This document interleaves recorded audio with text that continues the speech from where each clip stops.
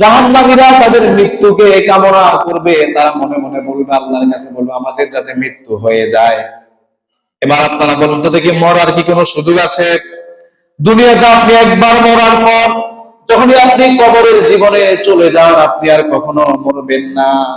এজন্য আল্লাহ তাআলা বলছেন, والذين كفروا لهم نار جهنم لا يقضى عليهم فيموتوا।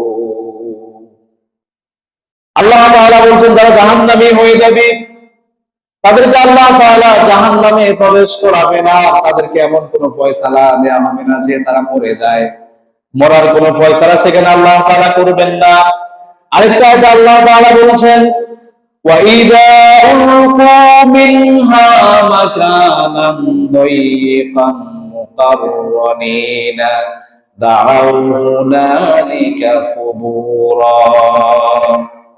আল্লাহ তাআলা বলেন যখন তাদেরকে কোনো সংকীর্ণ জায়গায় নিক্ষেপ করা হবে জাহান্নামে, দাউ হুনালিকা সুবুরা, সেখানে তারা মৃত্যু কামনা করবে।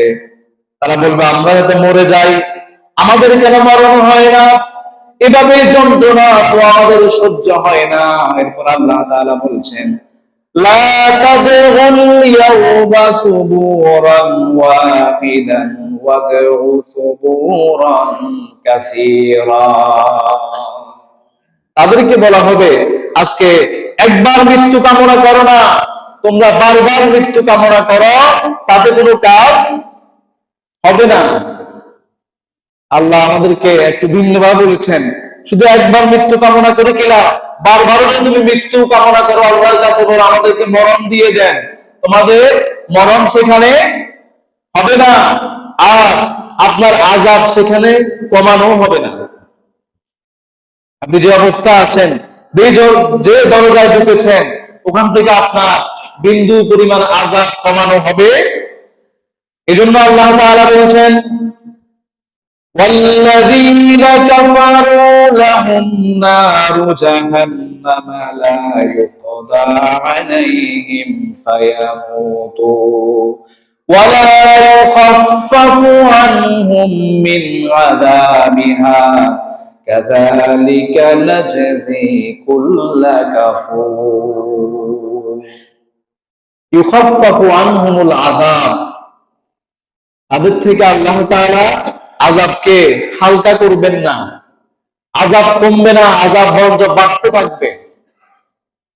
যখনই নিভে যাবে আল্লাহ তাআলা কোরআনে বলেছেন, কুল্লামা খাবাত জিদনাহুম সাগীরা। যখন আগুন নিভে যাওয়ার উপক্রম হবে তখন আল্লাহ তাআলা আগুনের তেজকে আরো বহু গুণে বাড়িয়ে দিবেন। জাহান্নামের আগুনের তেজ কোনোদিন কমবে না। নাউযুবিল্লাহ পড়েন। এভাবে আল্লাহ তাআলা জাহান্নামীদেরকে আযাব দিবেন।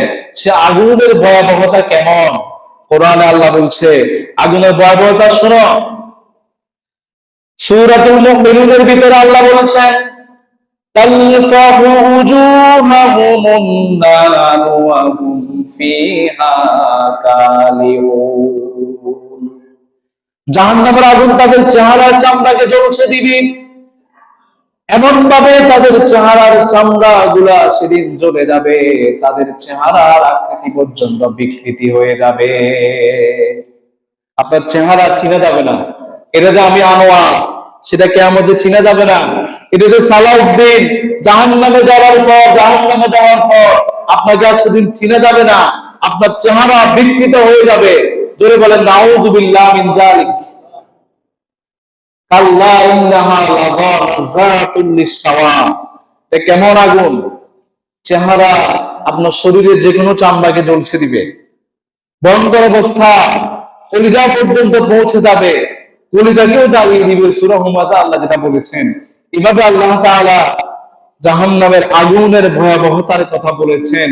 এখন আপনার আগুন একবারে কম শাস্তি কি হবে আমি বলেছি, এটা হচ্ছে আযাব। শুনেছেন আপনি, জাহান্নামে একবারে খুব কম শাস্তি পাচ্ছে একজন, অপরাধ বেশি নাই মনে করেন, তার আযাব সবচেয়ে কম। আমি তো আগে বলে আসছি, সবার আযাবের তারতম্য এক একজনের এক এক রকম হবে, সবার আযাব একই রকম হবে না। যেটা শুরু থেকে বলে আসছি, একবারে কম শাস্তি যে পাচ্ছে, রাসূল হাদিসে বলেছেন, সহিহ মুসলিমের বর্ণনা, সে পাবে রাসূলের চাচা আবু তালিব। তাকে কি করা হবে? এক জোড়া আগুনের জুতা পরিয়ে দেয়া হবে।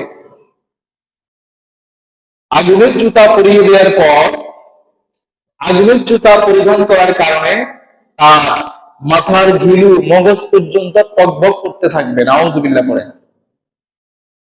ভাতে আমরা যখন ভাত রান্না করি, ভাতের ভিতরে উপরে যেভাবে টকবক করতে থাকে ফুটন্ত পানি, এভাবে মানুষের মগজ পর্যন্ত টকবক করবে।